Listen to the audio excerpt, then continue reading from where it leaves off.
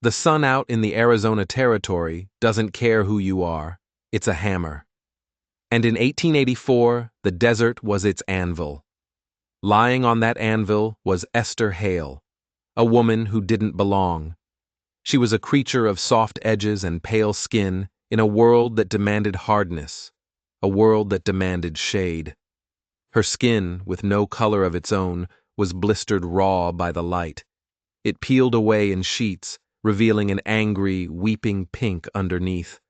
Her hair, a shock of snow white that had been a cruel fascination her whole life, was now matted with dust and sweat.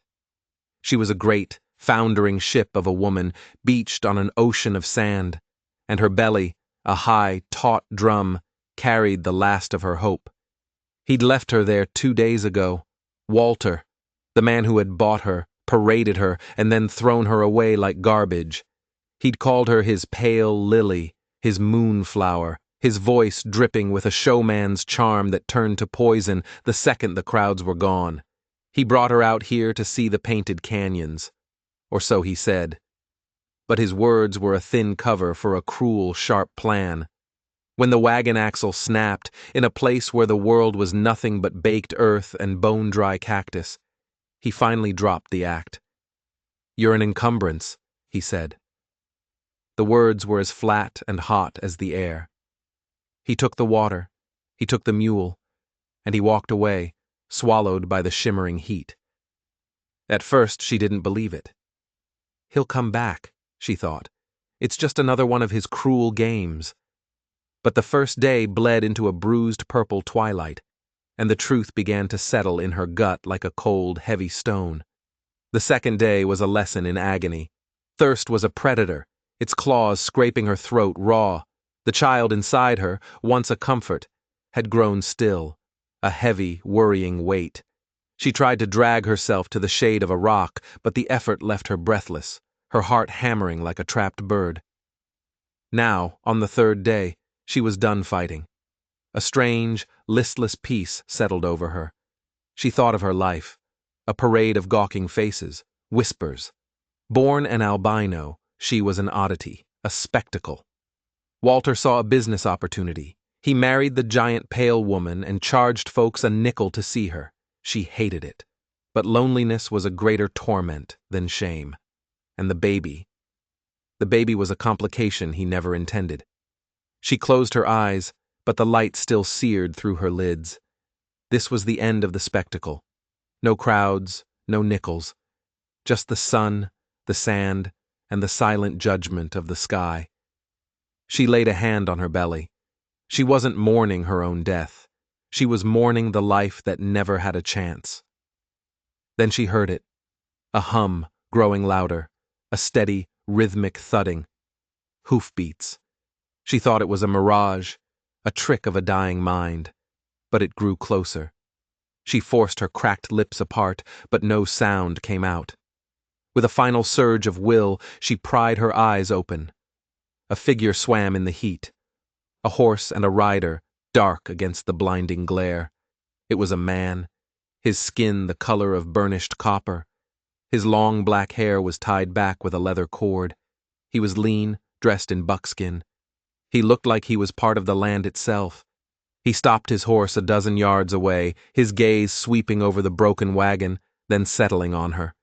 And in that moment, Esther didn't know if she was looking at her savior or her executioner. The man's name was Honaka. He wasn't looking for anyone. He was tracking a ghost, the memory of his wife, taken by the coughing sickness 2 winters ago. He came to these empty places to let the land hold his grief. He'd seen the broken wagon from a ridge, a scar of civilization on the face of the desert. Then he saw her, a mound of white and red, like a fallen cloud stained by the sunset. As he got closer, he saw the details, the impossibly pale hair, the large swollen body, the curve of her belly. He'd seen albinos before, rare and considered spiritually significant, but never one so tortured by the sun. Her eyes fluttered open, the palest blue filled with a terror that needed no words. He felt no disgust, he saw no spectacle, He saw a human being at the very edge of life. He saw a mother, her child's life tied to her own fading thread. To leave her would be an act of profound disrespect to the spirits. He unslung his water skin, his movements slow and deliberate. He knelt beside her, the heat of the ground seeping through his moccasins. The simple sound of sloshing water made her whole body tremble. He lifted her head gently, his hands surprisingly cool against her fiery neck, and brought the water to her lips. Esther drank. It was a shock, a miracle. It hurt, but it was the pain of life returning. She choked and sputtered, and he waited patiently. He said nothing. His face was a mask of concentration, his dark eyes focused on the task. She looked at him. At the high cheekbones, the strong line of his jaw, the deep-set eyes that held a sorrow she recognized. He was not the savage from Walter's stories. He was just a man who had not walked away. When she could drink no more, he stood. He looked at her, then at his horse. She was a large woman. Moving her would be a challenge, but it was a challenge he would meet. His decision was made in silence. He would not let the desert claim this woman and her child. Not today. The journey was a blur of misery. He rigged a travois, a simple sledge, from blankets, and dragged it behind his horse. Getting her onto it was an ordeal. He was strong, but her weight was considerable. He never showed any sign of impatience. But for her, every jostle was a fresh agony. She drifted in and out of consciousness. He took her to a shallow cave tucked into the base of a mesa, shaded by an ancient juniper. It was cooler here. He eased her onto a bed of blankets, his touch firm but careful. For the next several days, their world shrank to that cave. He would leave at dawn and return with a rabbit or quail. He would leave her water. Their interactions were entirely without words. The first time he tried to tend her burns, she flinched, a raw cry tearing from her throat. Her body was a landscape of pain. He stopped instantly, holding up his hands. In one, he held a poultice of crushed leaves, green and pungent. He pointed to his own arm, then to the paste, then to her blistered skin. He was asking permission. The gesture was so unexpected, so respectful, it disarmed her. Walter had never asked permission for anything. Trembling, she gave a weak nod. His touch was clinical, yet profoundly gentle. The relief was immediate, a blessed quenching of the fire. She watched him, her fear slowly replaced by a weary curiosity. He was a puzzle, a man of deep silence, but his presence filled the small cave completely. Sometimes in the dead of night, she'd wake to see him sitting by the fire, just staring into the flames. In those moments, his face was not a mask. It was a study in loss. A grief so profound it seemed to radiate from him like heat. He was a man hollowed out by something, and she understood that emptiness. Her prejudice, the fear planted by Walter, began to wither in the face of his quiet decency. He wasn't saving a white woman. He was tending to a fellow creature in pain. The simplicity of it was staggering. One afternoon, he was mending a small woven basket. Without thinking, Esther spoke, her voice a rusty croak. "What is your name?" He looked up, startled. He studied her for a long moment, then spoke a single word. "Honaka." "Honaka," she repeated, the syllables foreign and beautiful. "I am Esther." He gave a slow nod. It wasn't friendship, not yet. But it was an acknowledgement. They were no longer just a task and a patient. They were two people with names. The days turned into weeks. Esther's strength returned. She could sit up, then stand. She began to help in small ways, mending a tear in his buckskin shirt. The familiar act of sewing was a comfort, a piece of her old life made useful in this new one. Their conversations were halting, built from the few English words he knew and the simple gestures they had perfected. He taught her the name for rabbit, for juniper. She taught him the name for sky, for moon. Each word was a fragile thread woven between them. One evening, The baby gave a sudden, powerful kick. Esther gasped, her hand flying to her belly. Hanaka looked over. She smiled, a real smile this time. "The baby," she said. "It moves." He came to her side. He looked at her swollen abdomen with an expression of awe. He hesitated, then slowly raised his hand, his gaze asking permission. Esther took his hand and placed it on her belly. Just then, the baby kicked again. A firm thump against his palm. A slow, wondrous smile spread across Honaka's face, transforming his somber features. It was the first time she had seen him truly smile. In that moment, the last of her fear of him dissolved. He wasn't just a protector. He was a man capable of wonder. He held his hand there, then looked at her, and spoke soft words in his own language. She didn't understand them, but she knew their meaning. It was a blessing. He began to tell her about his past, about his wife, Istas, which meant snow, about the sickness that had taken her, about his son, who had followed his mother to the spirit world a moon later. His grief was a vast, open wound, and in sharing it, he offered her a piece of his most vulnerable self. Listening to him, Esther felt her own sorrow become something she could bear. Her loneliness was now a territory they occupied together. He was not just her rescuer anymore. He was becoming her friend. He started carving a piece of cottonwood bark. Day after day, an image slowly took shape. It was a turtle, its shell carved with the sun and the moon. "For the little one," he explained. "The turtle carries its home on its back.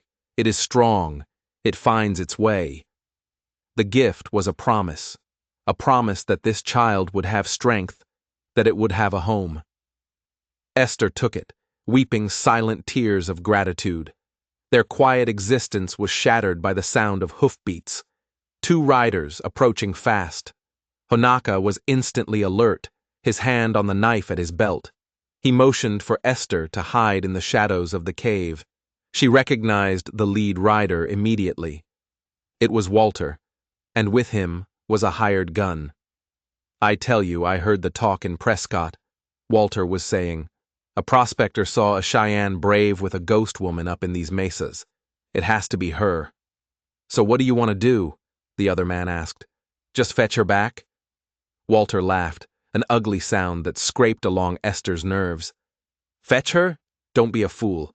I'm here to tie up a loose end. We find her, we finish it, and the Indian too. No witnesses." Ice flooded Esther's veins. He hadn't come for her. He had come to erase her, to murder her and her unborn child. A primal fury rose up in her, a force she never knew she possessed. She looked at Honaka. He was calculating, waiting. 1 man against 2, one with a firearm. The odds were not good. She couldn't just hide and wait for him to die for her. This land, this man, they had changed her. The turtle carving was clutched in her hand. The turtle is strong. Walter dismounted. "She's got to be in one of these caves, spread out."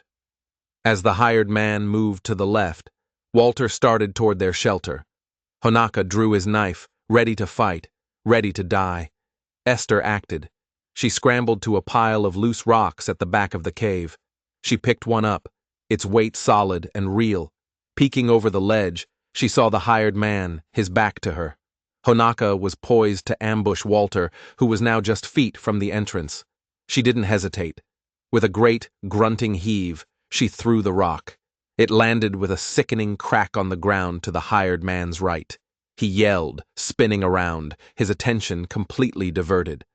That was the opening Honaka needed. He moved like a shadow, and in 2 strides he was on Walter, one hand over his mouth, the other pressing a razor-sharp knife to his throat. The hired man turned back and saw them, his hand tightening on his pistol. "Let him go, Indian!" Honaka didn't move. He was a statue of vengeance. Then Esther stepped out of the shadows. Her white hair was a wild halo. Her face was pale and determined. Her body, heavy with child, seemed to possess a formidable, earthy power. She was no longer the broken thing they'd expected. "Get out of here," she said, her voice shaking, but strong. "Leave now." Walter's eyes, wide with fear, darted between them. He couldn't believe it. This wasn't the timid creature he had tormented for years. "Shoot him!" Walter tried to yell. The gunman hesitated. The situation was a stalemate. If he shot, Walter would die. He looked at Esther, at the fierce, unyielding expression on her face. "This ain't my fight," the man muttered, lowering his gun. He backed away slowly, mounted his horse, and disappeared. They were alone. Honaka, Esther, and the man who had tried to destroy them.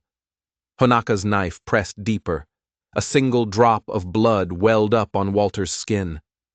Esther saw the rage in his eyes, the ghosts of his wife and child demanding retribution. But then his gaze met hers. He saw the plea in her eyes. Killing him would make them like him. He let out a long, slow breath, releasing the rage. He shoved Walter away, sending him stumbling to the ground. "Go," Honaka said, his English clipped and hard. "My horse," Walter stammered. Honaka walked to the horse, cut the reins with a single flick of his knife, and gave the animal a sharp slap. It bolted. He then picked up Walter's canteen and emptied it onto the thirsty ground. He turned and looked at the man who had left Esther to die with nothing. "Walk," Honaka commanded. He wasn't murdering Walter. He was leaving him to the judgment of the land. Walter stared, his face contorting with hatred and fear. Then he got to his feet and began to stumble away, a small, pathetic figure quickly swallowed by the vast, indifferent landscape. He would not survive. They both knew it. The silence that descended was profound. Esther looked at Honaka, her heart overflowing. He had been ready to die for her. She had found the strength to fight for him. They had faced the monster from her past together, and they had won. He walked to her, his face a stoic mask, but his eyes held a new light. He reached out and gently took the turtle carving from her hand. No words were needed. He understood her courage. She understood his sacrifice. He turned and walked back into the cave. After a moment, she followed him. The world outside no longer mattered. They were home. 2 weeks later, under a sky full of 1 billion stars, Esther's labor began. Honaka was with her through all of it, a calm, steady presence. In the deep, quiet hours just before dawn, her son was born. He was a small, healthy baby with a full head of downy white hair, just like his mother's. Esther held him to her breast, weeping with exhaustion and a joy so pure it felt sacred. Honaka looked at the child, his face filled with a tender reverence. He reached out a single finger and gently touched the baby's cheek. "He has your hair," Honaka said softly, his voice thick with emotion.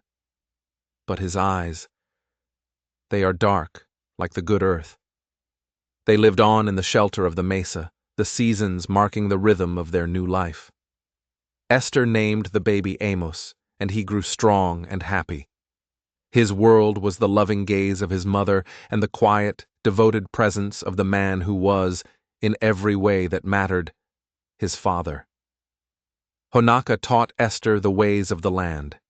Esther brought a softness to his solitary life. They never spoke of love, not in the way the world she'd left behind defined it. Theirs was a connection forged in survival and cemented by respect, a bond quieter and deeper than any romance. One evening, as Amos slept, Esther sat by the fire, watching Honaka mend a moccasin. She thought of Walter, of the jeering crowds, of the loneliness that had been her constant companion. It all felt like a story that had happened to someone else. She was no longer Esther Hale, the pale spectacle.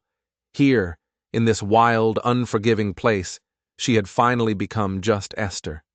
A woman. A mother. Honaka looked up, his eyes meeting hers across the flickering flames. His gaze was full of a serene contentment. He had lost a family to grief. She had never had a family, only cruelty. And here, in the unlikeliest of places, they had found the pieces of themselves in each other. They had built a home not of wood or stone, but of unexpected kindness and resilient love. The turtle, after all, carries its home on its back, and they, the strange and broken family brought together by fate, had finally found their way. If you enjoyed this story of survival and finding family in the most unexpected places, please consider liking this video and subscribing for more. Because sometimes, the life you were meant to live is waiting just on the other side of the one you thought you'd lost.